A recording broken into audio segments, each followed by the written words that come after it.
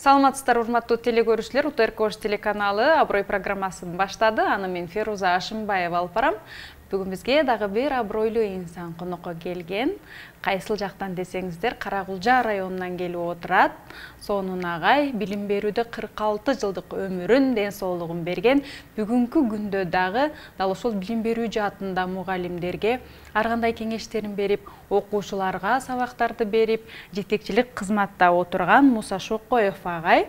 Кайрнуса Калдарова атындагы райондук балдар өспүрүмдөр чыгармачылык борборунун директору, Кыргыз Республикасынын эмгек сиңирген мугалими агай. Саламатсызбы? Саламатчылык. Бүгүнкү биздин студияга куш келипсиз. Рахмат. Райондон кандай келип алдыңыз? Жакшы келдик. Кыйналбадыңызбы? Жол жакшы бекен? Жол жакшы. Үшбөдүңүзбү? Жок, үшбөдүк. Жакшы. Жакшы. Аман эсен келип алыпсыз агай. Сиз менен бет маңдай отурганыма Кудайга шүгүр келтирем. Анткени сиздерде инсан менен баарлашуу мен үчүн сыймык. Агай, программанын аты Аброй. Демек, сизге окшогон абройлуу инсандарды чакырып, анын жеке жашоосу 46 жылда агай кандай гана эмнелерди өткөрдү башынан, жакшы жаман окуялар, ошон менен катар билим берүүгө кандай салымын кошту. Дал ушул боюнча сиз менен 40 мүнөт сүйлөшөбүз агай, даярсызбы? Даярмын. Анда эмесе сиздин негизги эле байгыл конокторду чакырганда мен агай балалыкка кайткым келет да. Анткени балалык таза кез болот, анан өспүрүм, жакшы нерселерди ойлоносуң, анан башка бирлөргө жамандык каалабаган учуруң болот, жүрөгүң таза, оюң таза болот да. Анан мен сизден эң биринчи мен ата энеңизди сурагым келет. Анан кандай инсан негизи тарбиялаган, сизде инсанды депчи, ата энеңиз кесипти ата энеңиз тандаганбы же өзүңүз тандагансызбы? Кандай болгон агай, аны айтып бериңиз. Рахмат, Феруза. Биз эми менин балалыгым ошо Каракулжа районундагы илгери мурун Карл Маркс колхозу эле, кийин Ылай Тала айыл өкмөтү болуп калды. Ошол жерде өттү. Атам, мен мугалимдик тандашыма атам дагы себепкер, анан өзүм да себепкер болдум. Деп айтсам жаңылышпайм, атам да математик мугалим эле. Ал киши ошол көп жыл мектепте директор болуп иштеди, кийин партиялык кызматка өтүп колхоздун партиялык уюм секретары болуп иштеди. Анан биздин балалык кезибизде ал мезгилде башкарма деген болот эле, колхоздун активдери. Башкарма болобуз деп окугандар болчу эле. Биз ошол мезгилде бизди ушундай бир жакшы команда, математик мугалимдердин командасы барып окуткан экен. Ушун мага ошо эмгек сиңирген Чононуп Калтөрө деген агайым окутту. Мана ошол кишилерди көрүп, биз де ушул математик мугалими болсок экен деп, бир класстан 20 окуучу окусак, ошонун 6 математик мугалими болдук. Демек шыктандырган экен да сиздерди. Абдан шыктандырганбыз. Башка кесип көзүбүзгө көрүнбөй ушу математик мугалими болобуз деп, математик мугалими болуп иштеп жатабыз азыр дагы. Анан мугалимдик кесипти атаңыз аркылуу эми чынында мурдагы сиздердин убактагы мугалимдердин кандай десек болот эми деңгээли аябагандай жогору, сый-урмат аябагандай башкача көрсөтүлчү да. Мына ошондон улам дагы мугалим болуу көпчүлүк сиздерде каалооңуздар болгон агай. Анан өкүнбөдүңүзбү? Жок, өкүнгөнүм жок. Анткени ушул кесиптен агардым, көгөрдүм дегендей, элдин урмат сыйына ээ болдум. Мен туура эгерде кайтып дагы кайра жаралсам, төрөлсөм, дагы эле ушул мугалим болмокмун деп өзүм кыялданам. Анткени мугалимдерге да азыр мына өзүңүздөр көрүп атасыңар, көңүл бурулуп атат, мугалимдердин турмушу жакшырып атат, коомдун көз карашы өзгөрүп атат. Ошон үчүн өкүнбөймүн. Жакшы. Апаңыз ким болгон? Апаңыз кандай тарбия берген?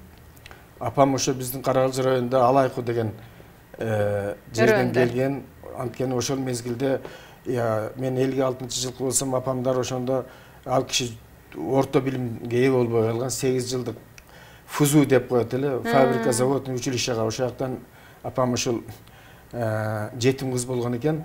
Анан ошол ата эне туугандар алып келип ошо ФУЗУга тапшырып, анан ошто шел комбинатта, азыркы шел комбинатта келип иштеп кирип, анан атам да ошол жерде окуп калып, атам ошо 52-56 жылдары ошол Ош Бетинститутун бүткөн физика математика факультетин.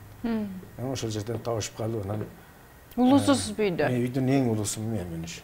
Анан апаңыз ошондо жогорку билимдүү болбой калган. Болбой калды. Биз менен. Бирок ошентсе дагы мурдагы эми илгеркилер деп коелу, тарбияны өзгөчө берчү да, агай. Эмнелерге тыйы салчу, эстесеңиз? Мен апам ошол алайкуу деген элден деп айтып атпайм. Ал жерде ошол өнөргө, башкага бардыгына баягы тарбиянын бардык туугандарынан алган, бизди дагы ошол кыргыздын мыкты сапаттарына тарбиялаган да. Жакшы бол, жамандан адаш, жакшыга жанаш деген сөздөрдү айтып, апамдын дагы чоң мааниси, тарбиялык мааниси бар көп сөздөрдү бизге тарбиялап, өзүнүн үлгүсү катары 8 бир тууган эле ушу 8-бизди чоңойтты. Атам дайым мектепте болот эле, ушу апам көп бизге өзүнүн эмгегин арнады да. 8 бир тууган болсоңуз, анан барбы дагы сизге окшогон мугалимдер? Кандай кесиптерди аркалашты? Бир карындашым ошо атамы туурап, мени туурап, ал дагы ушу ал физик мугалими болду. Калган бир туугандарым бардыгы башка кесипке кетишти. Жакшы. Азыр ошондо бир туугандарыңыз райондобу же бардыгы? Бардыгы эле райондо. Бир иним ушу Афганстанда кызмат кылып келип, азыр Москвада иштеп атат, үй бүлөсү менен. Жакшы, ал да ошол лесник токойчу болуп иштеп жүрүп, анан Москва, элди туурап Москвага кетип, анан ошол жакта үй бүлөсү менен иштеп жүрөт. Сон. Үй бүлөдө улус болгон кандай экен анан агай? Үй бүлөдө улус болгон эң чоң жоопкерчилик. Абдан туура сүйлөш керек, калыс болуш керек. Келин деген бар, күйөө бала деген бар. Ушулардын бардыгы калыс болуш керек экен. Анткени атам дагы апам да өтүп кеткен. Анан ошолордун эң улус болгондо мага чоң жоопкерчилик жүктөлүп жүрөт. Атанын ролун аткарып, аларга кеп кеңеш берип, бирок сиз менен албетте сыймыктанса керек агай, Сыймыктар болсо керек деп айтам мен. Алар дайым эле урматтап, сыйлап турушкандан улам ойлойм, өзүм таразага коюп, жакшы эле окшойм деп калам анан. Албетте, баягы менден кийинкилерге мен жакшы адам болушум керек. Анткени сенден кийинкилер агай, сенин турган турпатыңа, айткан сөзүң эмес, турган турпатың менен тарбияланат го агай. Сөз түрдө бир туугандарыңызга дагы ыраазычылык, ата энеңизге дагы бешин берсин, сизде инсанды тарбиялап, коомго чынында элге эмгегиңизди сиңдирип, бүгүнкү күнгө чейин дагы деле болсо чарчабай, талыкпай, ошол жаш муунга биздин келечекке билимиңизди берип келатасыз. Эми эмгек сиңирген наамды 2022 жылы алдыңыз. Агай, анан кандай болду, кандай алдыңыз? Толкундоо кандай экен анан кийин? Бунун ар бир эле инсанга буйра бербейт агай. Анан негизги сиз жаш алыпсыз десем деле болот агай. Анткени көпчүлүгү баягы таяк таянып, көз көрбөй, кулак укпай калган учурларды да алып калышат агай. Эми Ферза кызым мындай да, чындыгында менин бешенеме дейинби, же ушул насип эткен экен 22 жылы эмгек сиңирген мугалимди алдым. Мунун алышыма биздин өзүбүздүн районубуздун коомчулугу, жалпы ошо билим берүү мектептердин коомчулуктары, мугалимдердин пикири жардам берди деп айтсам жаңылышпайм. Мындан сырткары мен азыр балдар чыгармачылык борборунун директору болгондугуна байланыштуу биз мектептен тышкаркы мекеме катары мектептердин бардыгында кошумча билим берүү багытында иштеп атабыз. Кийинки 2-3 жылда биз ушул кошумча билим берүү багытында түрдүү сынактар болот биздечи. Республикалык, облустук сынактарда байгелүү орундарды алып, ошо коомчулуктун көңүлүн бургуза алдык деп айтсам жаңылышпаймын. Таланттуу балдарды издеп жүрүп таап, аларды ушул республикага тааныттык, гран-прилерди алдык. Мына мунун өзү ушул чамасы ушул себепкер болду деп ойлоймун. Анан райондо дагы ушул коомчулуктун арасында активдүү ушул аралашып, коомдук турмушуна аралашабыз. Алардын менен биргеликте иштешебиз. Алардын пикири да жардам берди деп ойлоймун. Райондун өсүп өнүгүүсүнө эсе кошкон салымыңыз, анан президенттин колунан алган кандай экен анан? Абдан жоопкерчиликтүү да болот экен, андан абдан толкундандым. Анан өз алдында өзүмө ыраазы болдум, ата энеме ыраазы болдум, коомчулукка ыраазы болдум. Ал жерден чындап эле кимдин бешенесине жазбайт экен. Алдык. Рахмат айтам дагы эле ушул коомчулукка, элге, журтка ушул ушундай ишеним беришип, ушундай эмгек сиңиргенди алган. Рахмат айткандан башка эмне дейт элем. Той бердиңизби анан кийин? Жуудуңузбу? Жууп, өзүмдүн бирге жакшы саналаштарым менен чогулуп белгилеп койдук, эми андай эле чоң эме деле кылбадык. Эмгек сиңиргенди алгандан кийин жайланышып, мен эми элге эмгегим сиңип калды. Болду, эми мен мындай жайланыша берейин дебедиңизби? Жок. Мына кайтып тескерисинче абдан чоң жоопкерчилик. Азыркы окустан бир сынакта артта калып калсам, мен үчүн абдан уят. Бизде анткени тез мына кече эле мына облустук чоң сынак болду. Атам, апам жана техникалык үй бүлө деген алтын түйүндүн билим берүү министрлигин. Ушунда дагы биздин ата-энелерден мына атам, апам өзү айтып тургандай эле бир үй бүлөнү алып келдим. Шудан калып кетем деп атып, жакшы. Мына азыр облуста биринчиликти алып, жакында Бишкекте чоң сынакка даярданып атабыз. Кече эле мына 3 күн болду. 25 күнү ушу облустук чоң сынакта андай таланттуу үй бүлөнү, таланттуу баланы табышты азыр кыйын. Аларга ишик бериш керек экен. Ушу аракет кылып атабыз. Жоопкерчилик абдан чоң. Кайра күчөдү дебейсизби? Кайра күчөдү. Уят болуп калбайын деп, тиги жаш балдардан да артта калбайлы деп катуу аракет кылып атабыз бериз. Анан үй бүлөнү башкарыш чынында оор да. Анан жетекчи болуп ошончо кызматкерлерди башкаруу оор эмеспи, агай? Алардын чынында жетекчи болгондон кийин ар биринин көйгөйүн угасың, үйүндөгү көйгөйүнөн бери жетекчиге айтып келет. Мындай болду, менде мындай көйгөй агай, жооп берип туруңуз 5 күнгө, 10 күнгө деп. Анан кээ бири укпай, жоопкерчиликсиз да кызматкерлер болот. Алардын баарына кандай мамиле кылат экен жетекчи? Эми жетекчи болуш чындыгында абдан кыйын. Айрыкча азыркы мезгилде. Мындай маалымдуулук, демократия деп койгонго байланыштуу. Бирок ошондой болсо дагы мен өзүм кайсы мурунку жылдары мектеп интернат лицейде директор ошо жетекчи болуп 7-8 жыл иштедим. Ал жерде жетим балдар менен иштешке туура келди. Мына азыр балдар чыгармачылык борборунда да 47 мугалимим бар. Алардын дагы ар түрдүү тагдырлары, ар түрдүү түйшүктөрү бар. Ошолордун баардыгына кеңешчи болуп, атасы катары акыл берип, туура багытка салыш ишине ошо жоопкерчилик менен мамиле кылып, жардам берген, колуман келген жардамымды берем. Жакшы, мыкты коллективим бар. Алар мага ишенет, мен аларга ишенем. Ошентип түшүнүшү менен бири-бириз менен иштешип атабыз. Наразы болуп, айлык маянанын аздыгына, анан үй бүлө тиричиликке жетпей атат агай, мен айлык маянамды жогорулатып бересизби деп киргендерге кандай кеңеш бересиз анан? Аларга мен кээде ушундай кеңеш берем. Иштеш керек. Кадыр баркты жана миллион сомго да сатып ала албайсың. Жакшылап иштей берсең, мына мен өзү жаңы мугалим болуп киргенде 67 сом айлык алат болчумун.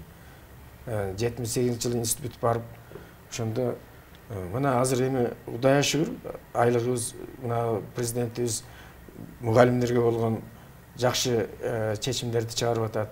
Айлыгыбыз жакшы болуп калды. Жакшы иштесеңер жакшы болот. Ошо бизде эми ставка деп коет, 1,5 ставкага чейин беребиз мыкты мугалимдерге.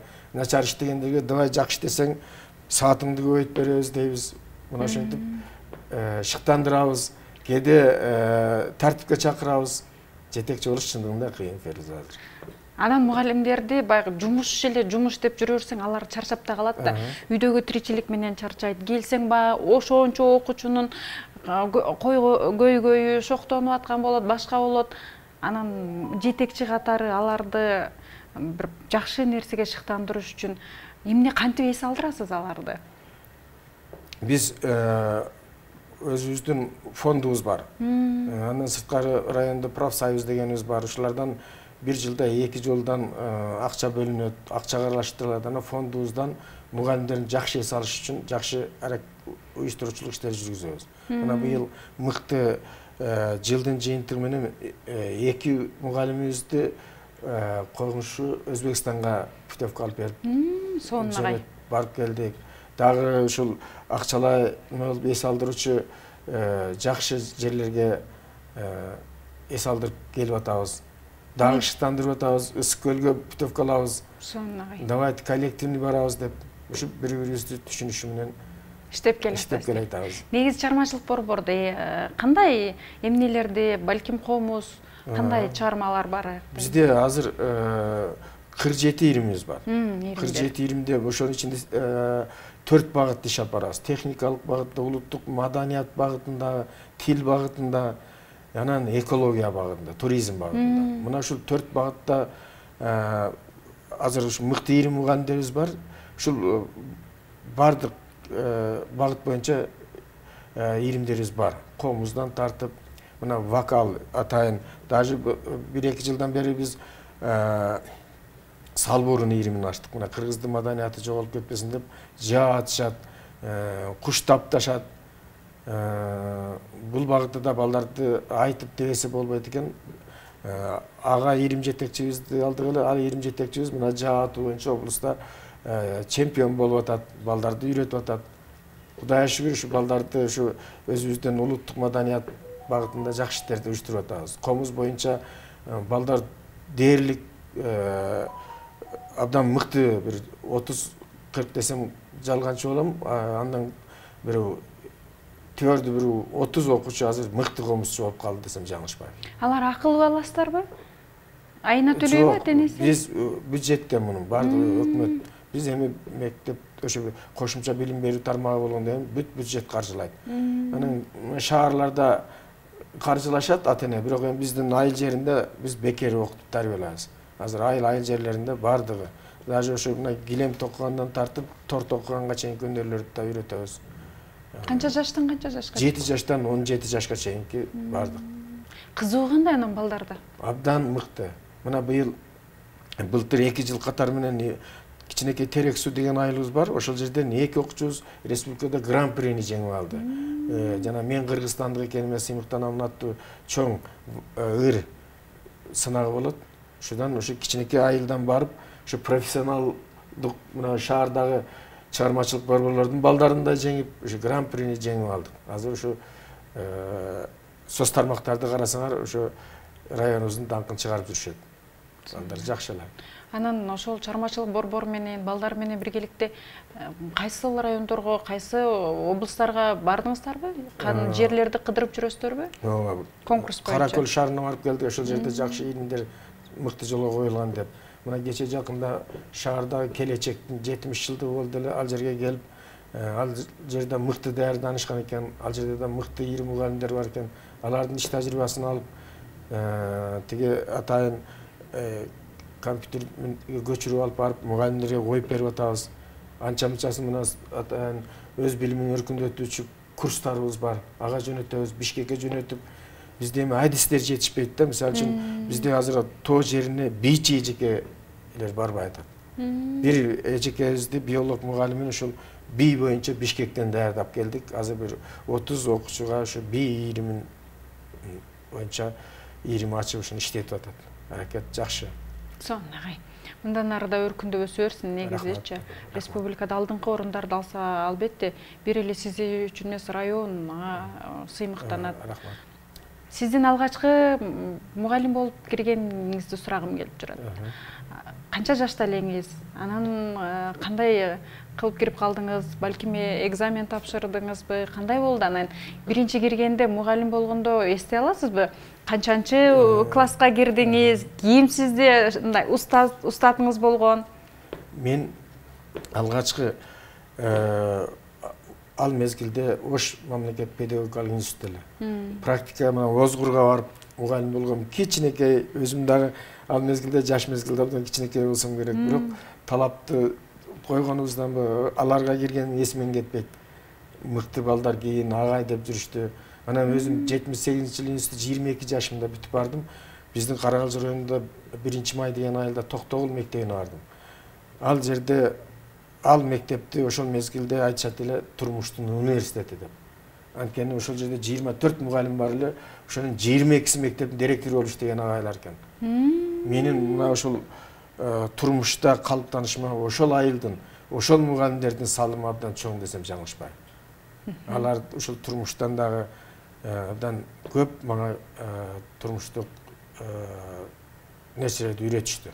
Ошентип 22 жашымда барып мугалим болуп иштеп, ал мезгилде пахта калып барат элек, чөп иштетет элек. Анан азыркы көп бүтүрүүчүлөрүм өзүм курактуу эле болуп калды. Кандайсыз агайда учурашып, келип байланышып турушат. Ал мезгилде мугалимим башкача окшойт го дейм. Азыркыга чейин ушу жолман туура өтүп кетишпей учурашып турушат да агай деп ошо. Сиз окуткан окуучулар менен кайра иштешип калдыңызбы азыр? Абдан көп иштешип калдым. Көп мугалим мени туурап бирөө эки жекем математик болушту. Менен кийин эле агайдай математик болобуз дешип. Алар иштешип атат. Көп, кыскасы биз дагы жаман эмес мугалим болгон окшойбуз деп кээде өзүмчө сыймыктанып калам. Өзү мугалимдер айтып калат го, өзүнүн 4-5 баласы болсо, менин төрөгөн же ушундай өзүмдүн балдарым 4-5 болсо, менин ушунча балам бар депчи, мектепте бүтүргөн балдардын баардыгы өзүмдүн балам деп. Бул жол менен канча балаңызды ушу балага билим бердим деп ойлойсуз агай? Мен эми интернатта дагы 7 жыл иштедим, ошо жетекчи болуп. Ал жерде канча балдарга, анан мектепте 6 жыл математик болдум, анан кийин партиялык кызматка иштеп кеткем да. Ал мезгилде ошо Токтогул мектебинин коллективи мени ал мезгилде мугалимден коммунист болуш да кыйын эле, мени ушу коммунист болсун ушу бала дешип коммунист болуп, анан ошол жерден райондук билим берүү бөлүмүнө методист болуп бардым.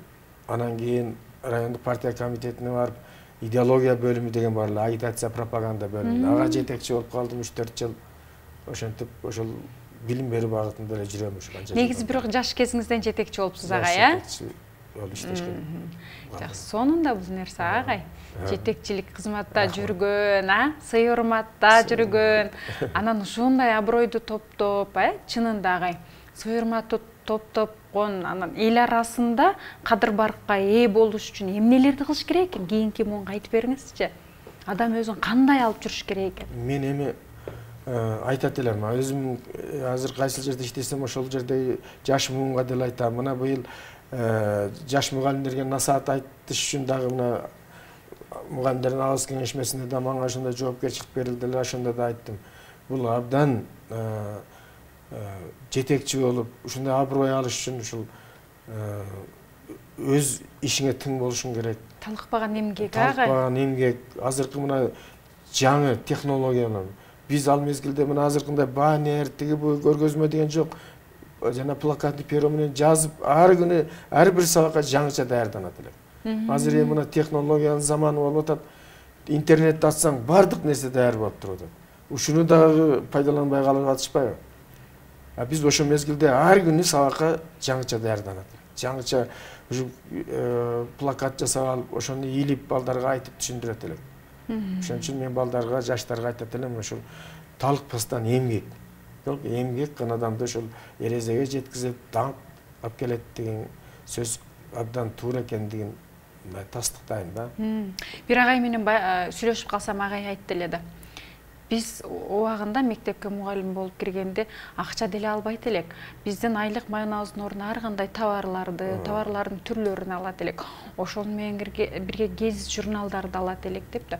Ошол учурларда сиз дагы алып жүргөнсүз. Биз да башыбыздан өткөздүк.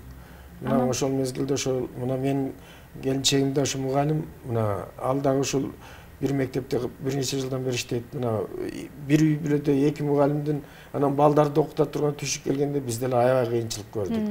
Чыт берген мезгилдер болду. Ар кандай товарларды алдык. Бирок ошол кыйынчылыктардын баардыгын жеңдик десем жаңылышпайм. Ошол учурларда бир аз өкүнүү болбодубу, агай? Өкүнүү да болду. Мугалимдикти бекер эле тандадым экен деп айрыкча өкүнгөн деле жок. Мен кайра сыймыктандым деп айтсам жаңылышпайм. Бирок жанагы материалдык кыйынчылыктар болуп калды да. Биз балдар чоңойгон мезгилде контракт деген балекет чыкты. Балдарды окутуш үчүн балдарыбызды окутуш керек болду. Анан контракт иштеш үчүн биз дагы көбүрөөк иштеш керек болду. Базарга чыгып да көрдүк. Ал түйшүктү да башыбыздан өткөздүк. Ушундай кыйынчылыктарды өткөздүк. Бирок акыры мына сый урматка ээ болдук десем жаңылышпайм. Негизи материалдык байлыктар эч нерсени чечпей турганын түшүндүңүз да. Билдиңиз, жеттиңиз. Эң башкысы адам болуу экен да, агай, Эң чоң нерсе. Адам болсоң, анан сен сый урматка, абройго татыйт экенсиң да, агай. Чынында убактылуу материалдык кыйынчылыктар болот, жетишпестиктер болот, каражат жетпей, убактылуу да бирок ага. Убактылуу. Бүгүнкү күндө мына чында балдарыңыз жөнүндө сөз кылып калдыңыз. Балдарыңыз жөнүндө айтып бериңиз. Экөөңүздөр тең мугалим экенсиздер. Анан экөөңүздөр тең мектепке кетип калган учурда балдар кантип өздөрүн карап атышты? Биз мындай болду. Биз жаш мезгилде 22 жашыбызда үйлөндүк. Аялым экөөбүз бир факультетте окуп, бир курста окудук. Экөөбүз тең математикпиз. Анан экөөбүз тең ошо Токтогул мектебине мугалим болуп бардык. Жашпыз, анан балалуу болдук. Тиги баланы 5ке бөлөп коюп, мен эртең менен барып аялымын сабагы расписаниясы боюнча келип калганда жүгүрүп келет элем, ал ушул 5ке бөлүп даярдап турат эле, мен келип бешикти мен карап калат элем, ал барып сабак өтүп калган учурлар болду. Ошентип балдарыбызды чоңойттук. Ошону айтып бересиздерби балдарга? Балдарыбызга айтабыз. Биздин ошо кыйынчылыгыбызды көрүштү, балдарым бирөө да мугалим болбой калды. Кандай кызматта алар? Кесипти кимдер өздөрү тандадыбы? Экөө банкир. 2 уулум, 3 кызым бар. Анан бирөөсү да ошо бардыгы жогорку билимдүү. Бирок башка кесиптер. Экономиси бар, банкири бар, бизнесмени бар, ушундай болуп. Азыр эми балдардын төрүндө, алар балдардан көрөт деген ошол да, агай. Балдарың окуп, ошол окуган окуусунда ийгилик жаратып, бир жерде иштеп, ата, ушул сиз мени кыйналып чоңойттуңуз эле ата апа. Ушул сизге деп кичине маянасынан белек берип, агай.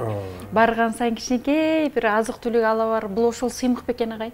Абдан чоң сыймык да. Бардыгыбыз ушу бала деп баланы чоңойтуп, биз деле мына атабызды азыркы балдар ушундай экен, мына машина алып берип атышат. Ата мына бизди чоңойттуңуз дешип. Кандай уну алып берди, агай? Жакшы машина алып беришти, ошо минип жүрөбүз жакшы. Сонун, агай. Ушулдай баладан көрөт. Мына байбичеңизди салып алып, ташыңыз дейт. Ушул машинаны минип балдарымдын айткан сөзүн аткарып жүрөбүз. Чарчабай алардын үй бүлөдө ушу балаң жакшы болсо да көңүлүң ток болот экен. Чарчабай иштеп атабыз. Балдарың бактылуу болсо өзүң бактылуусуң да, агай. Чынында. Неберелер бар, ширин учуру. 12 неберем бар. Чоң ата деп, чоң атасы менен сыймыктанып, балдарды бешикке бөлөп коюп, мен сабак берип келейин, сен карап тур деген учурларда баланын анча бир кылыктарын байкабай калат экен да жаш кезде. Анан небере учурунда бир аз бошошуп калат экенсиң, анан анын шириндерин байкап каласың деп айтып калышат. Шириндиги чындап эле ширин бекен? Чындап эле Ферза өзүң айткандай, мына балдарыбыздын ушу иштеп жүрүп, кандай чоңойгонду деле билбей калып эле байкабай калыппыз. Азыр эми небере ушундай тим эле башкача болуп атат. Алардын айтканын аткарабыз.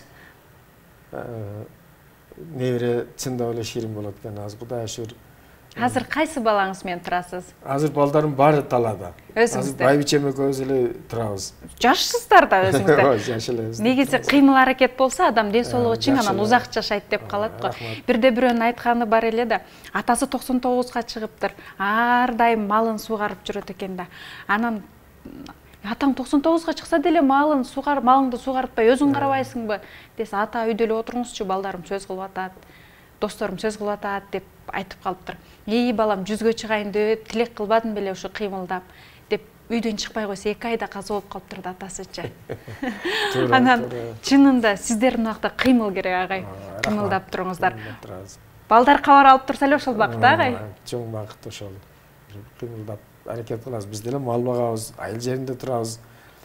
Ушу балдарым жайкы каникулда келишкенде неберелерим айтып атпаймынбы, Россияда жүргөндөр бар эле, ушулар келсе малды көрсүн, малды таанып калсын деп мал багабыз. Аларды ошо кыймылдайбыз. Байбичем да жаны тынбай кыймылдайт. Үй тиргилик өзүбүзгө жараша тиргилигибиз бар. Сонун.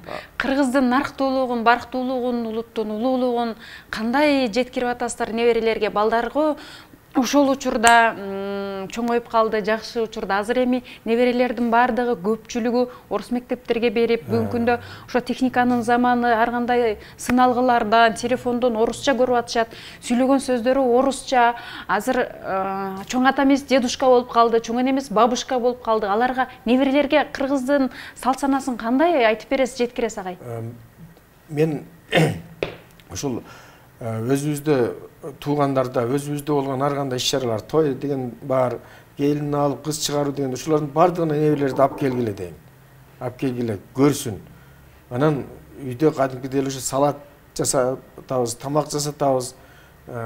Келип калганда мал каратам, тиги бадыраң эктерем, помидор эктерем дегендей. Кудайга шүгүр, неберелерим дагы ушу жакшы айтканды аткарышат. Биздин улуттук каада салттын бардыгын билишет. Эң жөнөкөй үйдөн тартып таталына чейин айтып деп турабыз. Россиядагы балдары орусча сүйлөсө, алар дагы өздөрү орусча жооп берсе керек. Алар эми бизден да үйдөн тарбия алып кетишкен да. Бир неберем азыр ошо Екатеринбург шаарында шахмат, мен эми өзүм математик мугалим болгондуктан шахмат боюнча да илимдер бар, ошого да үйрөттүм эле.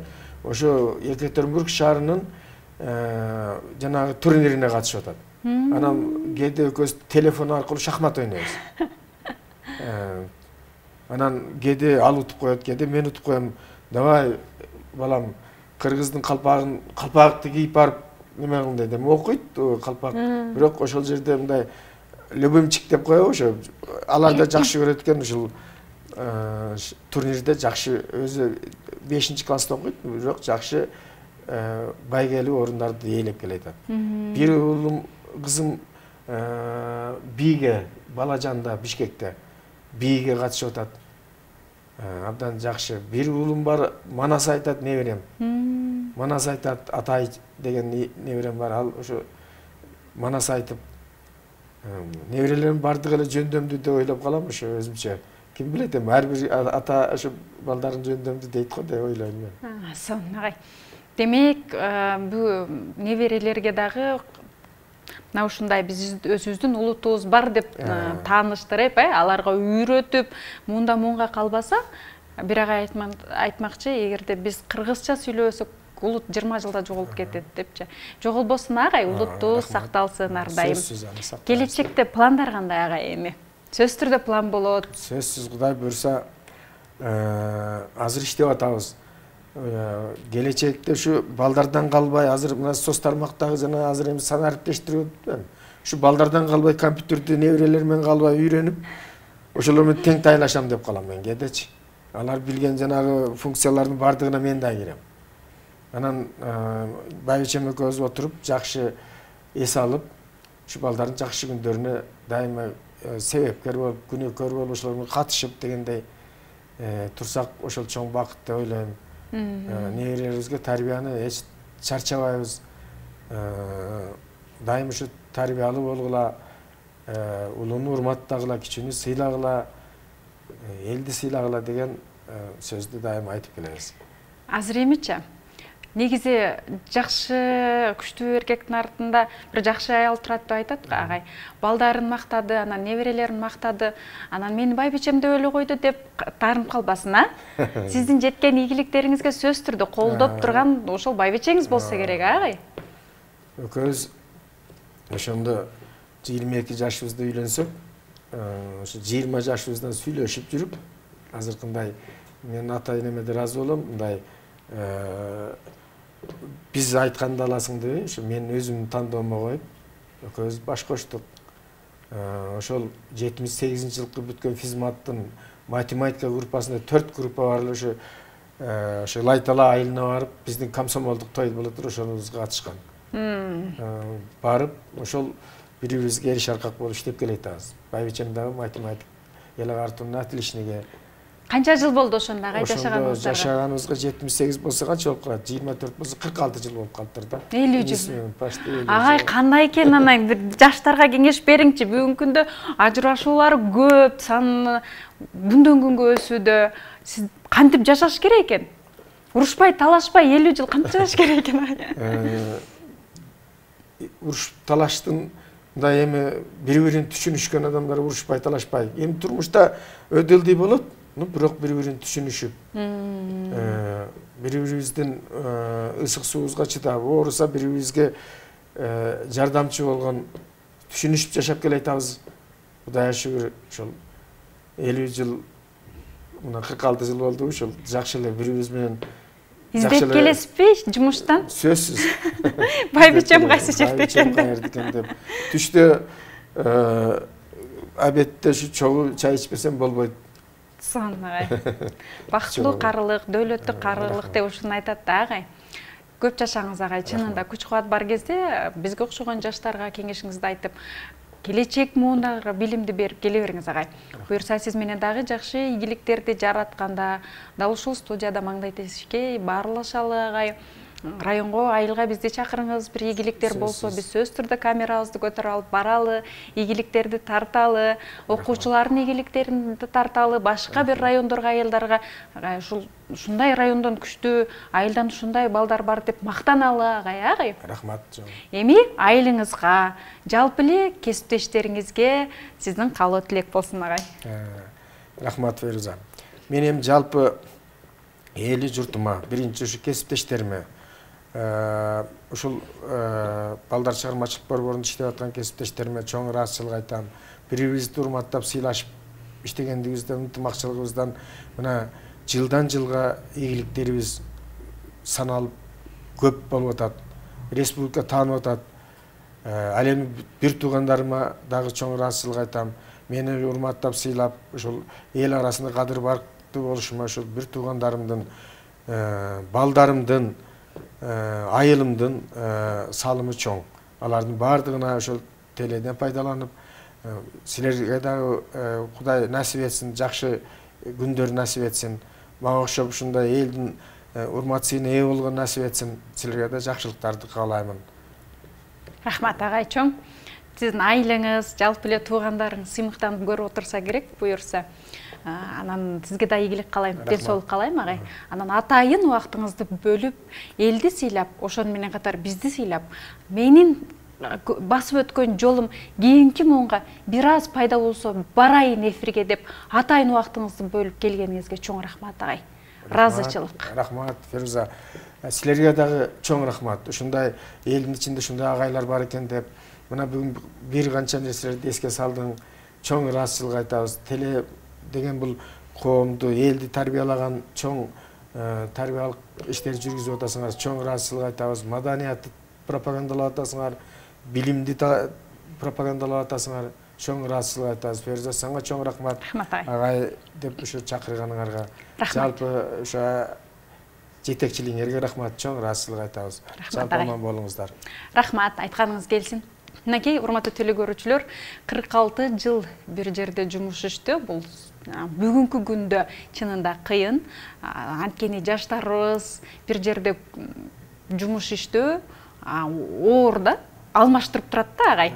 Анан ошон үчүн бул дагы болсо агайдын басып өткөн жолу сиздерге кандайдыр бир пайдасы тийсе, биз албетте өз максатыбызга жеткен болобуз. Сиздер менен дагы бир абройлуу инсан менен көрүшкөнгө чейин саламатта калыңыздар. Эфирде мен Феруза Ашымбаева болдум. Ал эми камера сыртында Надырбек Боронбаев мырза болду. Саламатта калыңыздар.